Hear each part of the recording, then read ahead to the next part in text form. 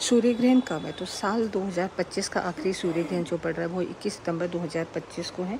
हालांकि जो ये ग्रहण होगा ये भारत में देखने के नहीं मिलेगा, लेकिन फिर भी कुछ ऐसी परंपराएं, कुछ मान्यताएं जो लोग मानते हैं कि कहीं ना कहीं थोड़ा बहुत इफेक्ट फिर भी हर किसी पे पड़ता है। तो कुछ ऐसी चीज़ें जो मैं आपको बताने जा रही हूँ उनको ध्यान से सुनिएगा, बिल्कुल स्किप मत कीजिएगा, जिसको आप फॉलो कर सकते हैं और अपनी लाइफ को अच्छी कर सकते हैं। क्योंकि सूर्य ग्रहण जैसे मैंने आपको बताया कि आपके आसपास दिखाई नहीं देगा भारत में, लेकिन कुछ ऐसी चीज़ें हैं जिनको हम फॉलो कर सकते हैं, जैसे कि आप ध्यान, जाप या पूजा आदि कर सकते हैं, चाहे ग्रहण दिखाई दे या नहीं दिखे।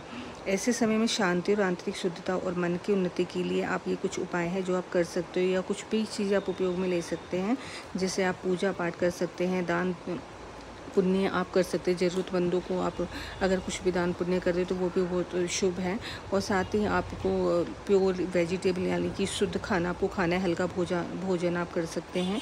और साथ अगर कुछ लोग फास्ट रखते हैं तो अगर आप फास्ट भी रख सकते हो तो आप वो भी कर सकते हैं। साथ ही आपको स्नान अच्छे से करना है, ध्यान करना है, धार्मिक पुस्तकें पढ़ना है, और जो भी आपके माता पिता हैं, पूर्वज हैं, उनकी स्मृति में श्रद्धा भाव रखना है, क्योंकि ये समय जो पितृपक्ष के अंत के दिन का है। तो आपने देखा जैसे श्राद्ध पक्ष चल रहा है तो कुछ चीज़ें ऐसी जो आपको नहीं करनी चाहिए, जैसे लाइक आपके आसपास कुछ भी अनावश्यक कुछ भी चीज़ें हैं उनको बेफालतू की चीज़ों को ना छेड़े, या किसी में उल्टा सीधा किसी को अननेसेसरी चीज़ों के बारे में ना बोलें, कुछ भी अंधभक्ति जैसे होता है वो ना फैलाएं। और विज्ञान भी बताता है कि यदि ग्रहण नहीं दिखता है तो विशेष प्रभाव उसका किसी पर नहीं पड़ता है, उसको कोई नेगेटिव इफेक्ट नहीं होता। तो रात के समय बाहर बिना ज़रूरत के घूमना, या फिर तभी संभव आप तभी जाए, से अवॉइड ही करें अगर ऐसे पॉसिबल होता है। यदि आप उत्साही है तो बिना सुरक्षा साधन के ग्रहण देखने की बिल्कुल कोशिश भी नहीं करें, क्योंकि आपको पता है प्रोटेक्शन के साथ ग्रहण देखते तो ज़्यादा अच्छा है। भले ही ग्रहण दिखता है या नहीं दिखता, लेकिन नियम और सुरक्षा रखना बेहद ज़रूरी है। तो इसी तरीके से कुछ चीज़ें हैं, आप घर में अगर चाहते हो तो आप पूजा कर सकते हैं, जिसमें एक साफ दिया ले सकते हैं, घी या तेल वाला। एक कटोरी में आप जो जल है आप तांबे के लोटे में ले सकते हैं, जल उसको लेकर अपने पास रख सकते हैं जैसे।